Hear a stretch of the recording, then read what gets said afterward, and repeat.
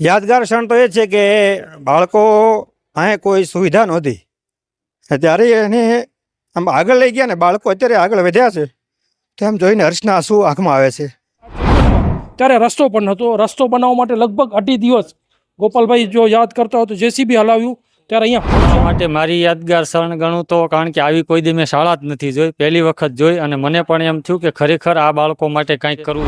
આ તાલુકાનો જે પ્રેમ અને જે વસ્તુ છે એ આખી અલગ જ છે. અલગ એટલા માટે છે કારણ કે અહીંયા લોકો એટલા પ્રેમાળ છે, એટલા હેતાળ. કારણ કે અત્યારે 10 વર્ષની અંદર મને ક્યારેય કોઈ કામગીરી કરવામાં ક્યારેય ક્યાંય તકલીફ નથી. ગામની અંદર જ્યાં કંઈ નથી ત્યાં શૂન્યમાંથી જો સર્જન કરશું તો આ લોકોને જે નથી જોયું, દાખલા તરીકે અમુક બાળકો એવા છે કે જેમને દયા પર પણ નથી જોયું, તો અમુક બાળકોને પહેલાં શરૂઆતમાં મેં વનસ્પતિનું નામ પૂછતા હતા તો લીમડો કેવો એ પણ ખબર નથી. માત્ર બાવળ સિવાય કોઈ વનસ્પતિ પણ નથી. ખરેખર આ વસ્તુ મારે જોવી હતી ઘણા સમયથી અને આજે મને જોવા મળે તે એના માટે પણ આગળ છે કે આ બાળકો પ્રધાનમંત્રી રાષ્ટ્રીય એવોર્ડ મેળવીને આવે અને એના પછી ઘણા નહીં તો આ નાનકડા ગામમાંથી 5 બાળકો સરકારી નોકરી મેળવે એવી ઈચ્છા છે અને પછી અહીંથી વિદાય લેવાની ઈચ્છા છે. કલરાવંડ પ્રાથમિક શાળા બની રહી છે રોલ મોડલ શાળા. બાવળની નીચે જૂન 2018માં શરૂ થયેલી સફર આધુનિક સીમાચિહ્ન સુધી પહોંચી. પ્લાસ્ટિકમાંથી પેટ્રોલ બનાવનાર 2 બાળાઓનું વિશેષ સન્માન. લખપત તાલુકાના અંતરિયાળ કલરાવંડ ગામના બાળકોની વિજ્ઞાન પ્રત્યેની અનોખી રુચિએ સૌનું ધ્યાન ખેંચ્યું છે. ગામના બાળકોએ પ્લાસ્ટિકમાંથી પેટ્રોલ બનાવી બાઇક ચલાવી એવોર્ડ મેળવ્યો હતો. આ પ્રયોગ કરનાર 2 બાળાઓનું અમદાવાદ ખાતે વિશેષ સન્માન પણ કરવામાં આવ્યું હતું. ગામમાં આધુનિક શાળા પુસ્તકાલયના ઉદ્ઘાટન સમારોહનું પણ આયોજન કરવામાં આવ્યું હતું. શ્રી કલરાવની પ્રાથમિક શાળા હવે રોલ મોડેલ શાળા બનતી જઈ રહી છે. જૂન 2018માં બાવળની નીચે શરૂ થયેલી શાળાની સફર આજે આધુનિક સીમાચિહ્ન સુધી પહોંચી છે. આધુનિક પુસ્તકાલયનું ભવ્ય ઉદ્ઘાટન. શ્રી કલરાવંડ પ્રાથમિક શાળામાં બાળકોમાં વાંચન સંસ્કૃતિ વધે, તેઓ સામાજિક રૂઢિઓમાંથી બહાર આવે અને નાની ઉંમરથી જ સ્પર્ધાત્મક પરીક્ષાઓ તથા સરકારી નોકરીઓ માટે તૈયાર થાય તે હેતુથી એક આધુનિક પુસ્તકાલયનું ઉદ્ઘાટન કરવામાં આવ્યું છે. હાલમાં આ લાઇબ્રેરીમાં 5000થી વધુ પુસ્તકો ઉપલબ્ધ છે. આગામી સમયમાં અત્યાધુનિક સાયન્સ લેબની ભેટ. શાળાના વિદ્યાર્થીઓ વિજ્ઞાનના પ્રયોગોમાં વિશેષ રસ ધરાવતા હોવાથી ગામના આગેવાન કાસમભાઈ તથા શરૂઆતથી જ શાળાને આર્થિક સહયોગ આપતી માતૃસંસ્થા KFFDT દ્વારા સેતુ અભિયાન અંતર્ગત શાળામાં આધુનિક સાયન્સ લેબ બનાવી આપવાની ખાતરી આપવામાં આવી છે. આ સાયન્સ લેબના નિર્માણથી વિદ્યાર્થીઓને વિજ્ઞાન ક્ષેત્રે પ્રયોગો કરવા માટે ઉત્તમ પ્લેટફોર્મ મળી રહેશે. ભાવુક કરી દેનારું બાળ વિવાહ નાટક અને વિશેષ સન્માન. વિશેષ સન્માન કાર્યક્રમ દરમિયાન પ્રકૃતિ મિત્ર એવોર્ડ માટે નોમિનેટ થયેલા પ્રતિભાશાળી વિદ્યાર્થીઓનું સન્માન કરવામાં આવ્યું હતું. આ ઉપરાંત શાળાની બાળાઓ દ્વારા પ્રસ્તુત કરવામાં આવેલ બાળ વિવાહ પર આધારિત નાટકે ઉપસ્થિત સૌ કોઈને ભાવુક કરી દીધા હતા. સામાજિક જાગૃતિનો સંદેશ આપતું આ પ્રભાવશાળી નાટક ઉપસ્થિત મહાનુભાવોને ખૂબ જ પસંદ આવ્યું હતું. આ પ્રસ્તુતિથી પ્રભાવિત થઈને KFFDT સંસ્થાના હેડ શ્રી જયેશભાઈ લાલકાએ અન્ય ગામડાઓમાં પણ સામાજિક જાગૃતિ માટે આ નાટક ભજવવાનો અનુરોધ કર્યો હતો. આ અદ્ભુત કાર્યક્રમની શોભા વધારવા માટે અનેક શ્રી મહાનુભાવો ઉપસ્થિત રહ્યા હતા, જેમાં તાલુકા પંચાયત પ્રમુખ અને ઉપપ્રમુખ શ્રી, જિલ્લા પંચાયત સદસ્ય મોડભાઈ જાફર, તાલુકા પ્રાથમિક શિક્ષણ અધિકારી શ્રી JD મહેશ્વરી સહિતના મહાનુભાવો ઉપસ્થિત રહ્યા હતા. જિલ્લા પંચાયત સદસ્ય મોડભાઈ જાફર દ્વારા લાઇબ્રેરીમાં એક AC અને શાળાને એક કમ્પ્યુટર ભેટ આપવામાં આવ્યું હતું. રાજુભાઈ રબારી ભુજ દ્વારા કાર્યક્રમનો તમામ ખર્ચ તથા એક કમ્પ્યુટર આપવામાં આવ્યું હતું. તાલુકા પંચાયતના પ્રમુખ દ્વારા શાળાના વિકાસ કાર્યો માટે ₹5 લાખની સહાયની જાહેરાત કરવામાં આવી હતી. આ ઉપરાંત કાર્યક્રમમાં આવેલા દાતાઓ દ્વારા પણ રોકડ રકમ ભેટ આપવામાં આવી હતી. પિતાનો છત્રછાયો ગુમાવનાર પ્રતિભાશાળી બાળા માટે વિશેષ પહેલ. આ પ્રસંગે ખૂબ જ પ્રતિભાશાળી અને પિતાનો છત્રછાયો ગુમાવનાર ધોરણ 8માં અભ્યાસ કરતી જત હુરબાઈ ઉમર માટે પણ આવેલી રકમને શાળાના આચાર્યશ્રી દ્વારા બેંકમાં FD કરવાની જાહેરાત કરવામાં આવી હતી. અને જિલ્લા જત સમાજના પ્રમુખ ઇસાકભાઈ જત દ્વારા આ બાળાને જ્યાં સુધી ભણવું હોય ત્યાં સુધીનો તમામ ખર્ચ ઉપાડવા જાહેરાત કરવામાં આવી હતી. કલરાવાંડ જેવી અંતરિયાળ વસાહતમાં જૂન 2018માં બાવળની નીચે શરૂ થયેલી શાળાની સફર આજે આધુનિક પુસ્તકાલય, આગામી સાયન્સ લેબ, વિજ્ઞાન પ્રત્યેની વિદ્યાર્થીઓની અનોખી રુચિ, સામાજિક જાગૃતિ અને દાતાઓના સહયોગથી એક નવી ઊંચાઈએ પહોંચી છે. બાળકોની પ્રતિભાને યોગ્ય પ્લેટફોર્મ અને શિક્ષણને આધુનિક દિશા મળે તેવા પ્રયાસોને કારણે શ્રી કલરાવાંડ પ્રાથમિક શાળા ખરેખર રોલ મોડલ શાળા બનવા તરફ આગળ વધી રહી છે. શિરાજ મલેક સાથે કાસમ ખલીફા, ન્યૂઝ 11 ગુજરાત, મુન્દ્રા, કચ્છ. જૈન સાથીઓ, આજે હું એવા ગામે આવ્યો છું કારણ કે આજે હું મુન્દ્રાથી નીકળ્યો, મને 5 કલાક અહીં પહોંચતા થયું અને આ ગામને કદાચ આપણે મેપમાં સર્ચ કરીએ તો પણ આપણે આ ગામ મળે નહીં. આજે દરેક શહેરોમાં આધુનિક સ્કૂલો થઈ ગઈ છે, પરંતુ પ્રાઇવેટ સ્કૂલો થઈ ગઈ છે, એમાં તમારે ફી ભરવી પડે. અને આજે હું એવી સ્કૂલમાં આવ્યો છું કે કહી શકીએ કે લખપતની અંદર, સમગ્ર લખપત તાલુકામાં પણ આવી ક્યાંય લાઇબ્રેરી નહીં હોય એવી લાઇબ્રેરી અહીંયા થઈ છે. અને અહીંના બાળકોની વાત તો અહીં 63થી વધુ સંખ્યાઓ બાળકોની છે. આ શાળામાં ઇમોશનલ છે, આ શાળામાં મોટિવેશન છે, કારણ કે જ્યાં કોઈ વ્યક્તિ રહી ન શકે, જ્યાં કોઈ તમે એક દિવસ ન રહી શકો એવા ગામડાની અંદર ઊભો છું. એટલે કલરાવાંડ આ ગામ છે. આ ગામ લખપત તાલુકામાં આવેલું ગામ અને શિક્ષણની સિદ્ધિ આ કેટલી પ્રસિદ્ધ કરી છે તો આ તમને સાહેબો જ જણાવશે. પરંતુ આ ગામ સાથે ઘણો એવો નાતો રહ્યો સાહેબ. આજે જ આપ મંચમાં બોલતા બોલતા ક્યાંક કહેવાય ને કે આંખ ઉપર ભીની થઈ ગઈ, કારણ કે શિક્ષક અને ગુરુ અને ચેલા વચ્ચેનો સંબંધ છે આપ સૌ જાણો છો. ત્યારે સાહેબ મારે આ શાળા વિશે થોડું જાણવું છે કે આ શાળા કઈ રીતે ઊભી થઈ અને આપની કેટલી મહેનત રહી આમાં? શાળા જ્યારે હું આ શાળામાં આવ્યો તો શાળામાં માત્ર એક બાવળનું ઝાડ હતું. બાવળ ઝાડ નીચે બાળકો બેઠા હતા, એક પથ્થરનું પાથરીએ, માથે કોઈ સુવિધા નહીં. અમારા આચાર્ય સાહેબ ગોવિંદ સાહેબ હતા.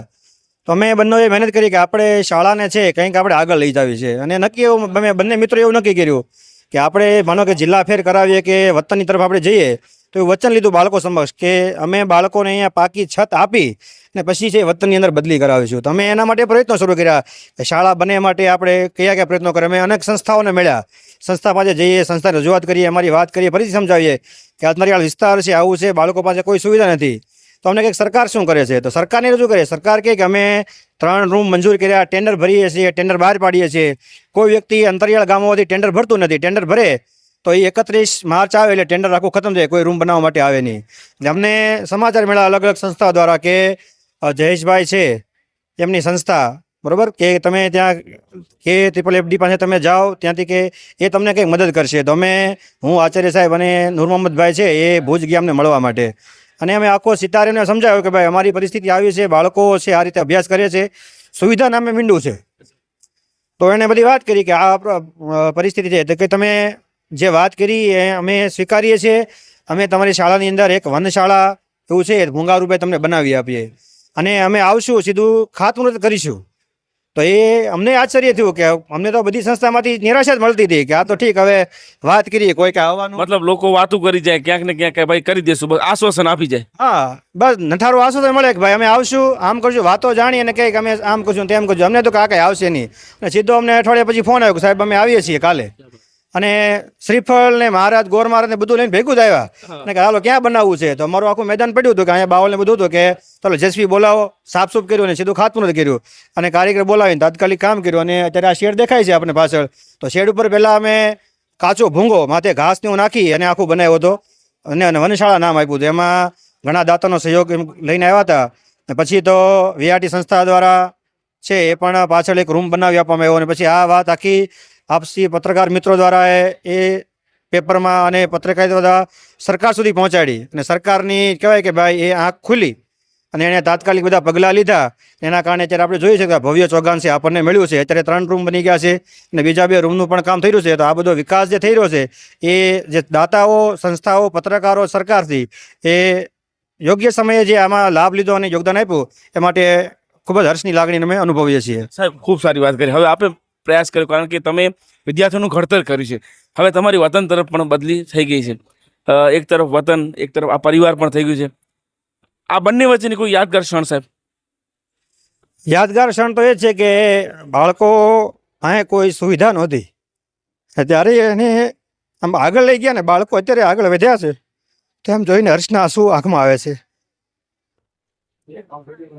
નથી, શબ્દો નથી મારી પાસે, કારણ કે એવા ગામડામાંથી છું જ્યાં બાળકોને ભણવા જાઉં તો ઠીક, વિચારવું પણ બહુ દૂરની વાત છે. ત્યારે આવા શિક્ષકો પણ હજી પણ છે ભારતમાં કે જે આજે આંસુ રડી રહ્યા છે. જ્યારે એક તરફ એમનું વતન છે, એક તરફ એમનો પરિવાર એટલે બાળકો છે. આ બાળકોને મૂકીને જવા માટે એમને આખું જવાબ આપી છે.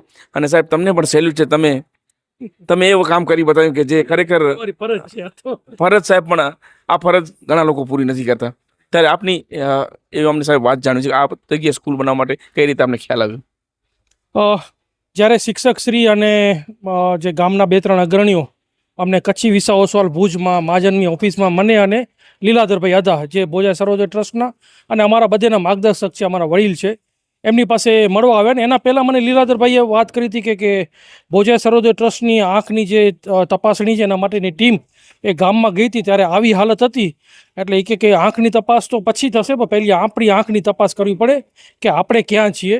એટલે મને કે એનલા કરે પાકી કર્યો ને એનલા કરે ચર્ચા કર્યો. એટલે શિક્ષકો અને ગામના 2-3 વડીલો મને લાગે અલી મોહમ્મદભાઈ, કાસમભાઈ, ગોવિંદભાઈ ને જયકિશનભાઈ બધે આવ્યા. ને અમે ત્યારે નક્કી કર્યું કે ના કંઈક કરશું. અમારા પાસે કોઈ દાતા નહોતું, પણ તારીખે નક્કી કરીને મને યાદ છે કે 6 નવેમ્બર 2023ના અમારા મિત્ર ગોપાલભાઈ અને અમારા જે મહારાજ છે, જે અમારા સાથે ઘણા સમયથી સંકળાયેલા છે માતાના મળના, એને લઈને જ આવ્યા અને અહીંયા નારિયેળ વધાર નાખ્યો. એટલે મેં કીધું અમે અમારો નિયમ છે જળ મંદિર અભિયાનના કાર્યક્રમમાં કે અમે છે ને શ્રીફળ વધારવાનું માટે છે ને ગાડીમાં શ્રીફળ લઈને જઈએ.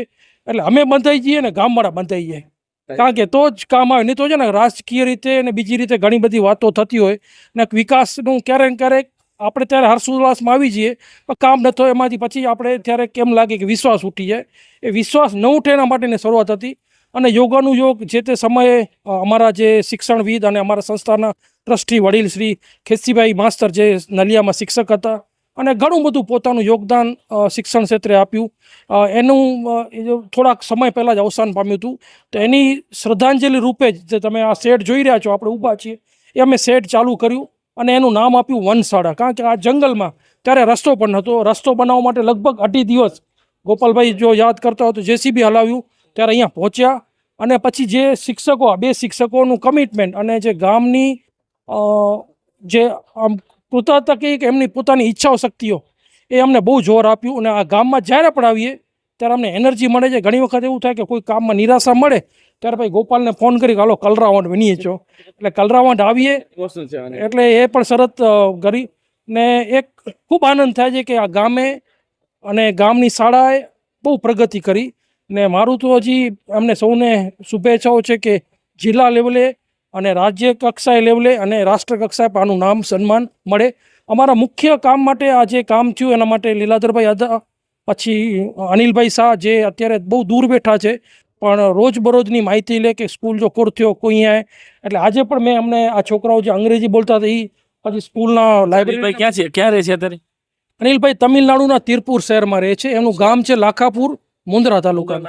હા, પણ તમિલનાડુમાં પણ એણે પોતાનું જે કંપનીનું જે આવક થાય છે એમાં પોતાની જે શેર હોલ્ડિંગમાં આવક છે એ સંપૂર્ણપણે ગ્રામ વિકાસમાં આપે છે. અને અમને દર વર્ષે જળ મંદિર બનાવવા માટે લગભગ 100 જળ મંદિરો માટે વધુમાં વધુ સહયોગ આપે. જળ મંદિર એટલે જૂના તળાવો. એમાં સૌથી મહત્તમ અમે લખપત તાલુકામાં કર્યા છે. અને લખપત તાલુકાનું સૌથી ઋણી એટલા માટે છું કે આમ કે લખપત સૌથી પછાત છે, પણ પાણી માટે મને લાગે છે કે એણે વિશ્વમાં પોતાની, કારણ કે અમને દરેક કામ માટે 40% લોકફાળો, ટ્રેક્ટરોનો લોકફાળો લખપતનું એક ગામ નથી કે જેણે ન આપ્યું હોય. ઘણી જગ્યાએ તો 50-60% લોકફાળો આપ્યો છે અને 100થી વધુ જળ મંદિરોનું નિર્માણ કર્યું છે. એનામાં અમારા સેતુ અભિયાનના ગોપાલભાઈ અને ઘણા બધા ગ્રામજનો, તાલુકા પંચાયતના સદસ્યો, જિલ્લા પંચાયતના સદસ્યો, એ રાજકારણને પર રાખીને અમને સહયોગ આપ્યો છે. એના માટે સૌ અમને ખૂબ ખુશી છે. જૈન સમાજની તો હંમેશા વાત કરું કે કચ્છથી દૂર રહે પરંતુ એનું કચ્છ માટે જે પ્રેમ હોય છે, કારણ કે એ કામ કરીને બતાવે છે. નથી કોઈ હોદ્દાની મોહમાયા, નથી કોઈ સરકારમાં જવું, પરંતુ ગામ પ્રત્યે જે એમની લાગણીઓ છે. આજે વાત કરી પોતે તમિલનાડુ છે પણ ક્યાં મુન્દ્રા અને ક્યાં કલરાવાડ, જ્યારે આવા દાતાઓ આપણા કચ્છમાં જીવિત હોય. કેવા છે કચ્છ રેતાળ સાથે હેતાળ પ્રદેશ છે. સાહેબ, આપની પણ ખૂબ મહેનત રહી છે. આ શાળા માટે આપની કોઈ યાદગાર ક્ષણ?